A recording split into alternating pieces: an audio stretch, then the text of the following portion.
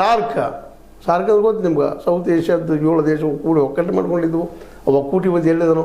ಪಾಕಿಸ್ತಾನ ಕಡೆ ನೋಡೋದಿಲ್ಲ, ಅಫ್ಘಾನಿಸ್ತಾನ ಅಷ್ಟು ಕಷ್ಟ, ಬಾಜು ಇದ್ದಂಥ ಬಾಂಗ್ಲಾದೇಶ್ ನಮಗೆ ಇವತ್ತು ವೈರಿಯಾಗಿ ನಿರ್ಮಾಣ ಆಗ್ಲಿಕ್ಕತ್ತದ ರೀ. ನಮ್ಮಿಂದ ಶ್ರೀಲಂಕಾ ದೂರ ಹೋಗ್ಲಿಕ್ಕತ್ತದ, ಮಾಲ್ದೀವ್ಸ್ ಅಷ್ಟು ಕಷ್ಟ. ಇಲ್ಲೆಲ್ಲ ಚೈನಾ ಮತ್ತು ಅಮೇರಿಕಾದ ಹೊಸ ದೂರ ಬಂದು ನಿಲ್ತಾ ಇದ್ದಾವ. ನೇಪಾಳ ನಮ್ಮದು ಅಗದಿ ಆತ್ಮೀಯ ದೇಶ ಆಗಿತ್ತು, ಹಿಂದೂ ದೇಶ ಎರಡು ಅಂತೇಳಿ. ಇವತ್ತು ಅದು ಚೈನಾ ಜೊತೆಗೆ ಸಾಲಗಾರ ಆಗಿದ್ದಾರೆ. ಸಾಲ ಕೊಟ್ಟ ಚೈನಾ ಹೇಳಿದಂಗೆ ಕೇಳೋ ಪರಿಸ್ಥಿತಿಗೆ ಅವ್ರು ನೇಪಾಳ ಆಗ್ಯದ. ಅಲ್ಲಿ ಝಂಜಿ ನೀವು ಕೇಳಿದ್ರಿ, ನಮ್ಮಲ್ಲೂ ಝಂಜಿ ಆಗುವಂಥ ಎಲ್ಲ ಸಾಧ್ಯ ಮೂಡಿಬಿಟ್ಟಿದ್ದಾರೆ. ಏಕಾಂಗಿ ಆಗಿದೆ ಭಾರತದ ಇವತ್ತು.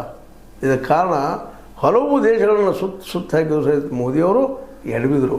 ಅಷ್ಟೇ ಆಗ್ರಿ, ನಿಮ್ಗೆ ಅತ್ಯಂತ ಸ್ಪಷ್ಟ, ಪಾಕ್ ಹೋಗಬೇಡ ಸಂದರ್ಭದಲ್ಲೇ ಪಾಕಿಸ್ತಾನವನ್ನು ಒಂದು ಭಯೋತ್ಪಾದಕ ದೇಶದ ಕರೀರಿ ಅಂತ ಎಲ್ಲ ದೇಶಕ್ಕೆ ಭೇಟಿ ಆದರು. ಎಲ್ಲ ಕಳಿಸಿದ್ರು, 50 ಮಂದಿ ಇನ್ನೂ ಕಳಿಸಿದ್ರು. ಹಳೆದಾಗ ಯಾರೊಬ್ಬರು ಓಪನ್ ಆಗಿ ನಮ್ಮ ಪರವಾಗಿ ಮಾತಾಡಲಿಲ್ಲ.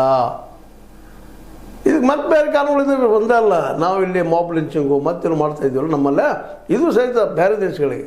ಅವ್ರು ಹೌದು ಕ್ರಿಶ್ಚಿಯನ್ಸ್ ಇದ್ದಾರೆ, ಮುಸ್ಲಿಮ್ಸ್ ಇದ್ದಾರೆ, ಅದೇ ಕಾಲಕ್ಕೆ ಬೌದ್ಧರಿದ್ದಾರೆ. ಅವ್ರು ನಮ್ಮ ನಡಾವಳಿಯನ್ನು ಒಪ್ಪುವುದಿಲ್ಲ, ಅವ್ರು ವಿರೋಧ ಮಾಡೋರನ್ನ ಸಹಜದ. ಹೀಗಾಗಿ ಯಾರೊಬ್ಬರು ನಮ್ಮ ಬೆಂಬಲ ಸೂಚಿಸಲಿಲ್ಲ. ಮತ್ತು ನಮಗೆ ಮರಳಿ ಭಯೋತ್ಪಾದಕ ದೇಶ ಭಾರತ ಅನ್ನುವಂಗೆ ಮಾತಾಡಿದ್ರು. ಆ ಸಂದರ್ಭದಲ್ಲೇ ಬಲೂಚಿಸ್ತಾನಕ್ಕೆ ನೀವು ಸಪೋರ್ಟ್ ಮಾಡ್ತಾ ಇದ್ದೀರಿ ಅಂತ ತಿಳ್ಕೊಂಡು ನಮ್ಮ ಟೀಕಾ ಮಾಡಿದರು. ಇದಕ್ಕೆಲ್ಲ ಕಾರಣ ನಮ್ಮ ಮೋದಿಯವರ 11 ವರ್ಷಗಳ ಆಡಳಿತ. ವಿದೇಶಾಂಗ ನೀತಿಯಲ್ಲಿ ನಾವು ಸಂಪೂರ್ಣವಾಗಿ ಸೋತಿದ್ದೀವಿ. ಇವತ್ತು ನಾವು ಎಲ್ಲರ ಮುಂದೆ ಮಂಡಿ ಊರ್ತಾ ಇದ್ದೀವಿ. ಚೈನಾ ಮುಂದೆ ಮಂಡಿ ಊರ್ದಾಗ್ಯದ, ಅಮೇರಿಕ ಮುಂದಂತ ಮುಗಿದು ಹೋಗಿಬಿಟ್ಟದ. ಅವಳು ಮಾತಾಡಿಸಿ ಟ್ಯಾರಿಫ್ ಅಂತಾರು. ಹೀಗಾಗಿ ಒಳ್ಳೆ ಮಿತ್ರರು ಮತ್ತು ನಮ್ಗೆ ಅತ್ಯಂತ ಮಿತ್ರರು. ಅದೇ ಕಾಲಕ್ಕೆ ಇವ್ರು ಹೋಗಿ ಅಲ್ಲಿ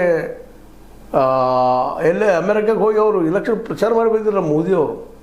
ಇವೆಲ್ಲರೂ ನೆನಪಿಟ್ಕೊಂಡ ನಾವು ಇವತ್ತು ಮಾತಾಡೋದಪ್ಪ ಅಂದ್ರೆ ಮೋದಿಯವರು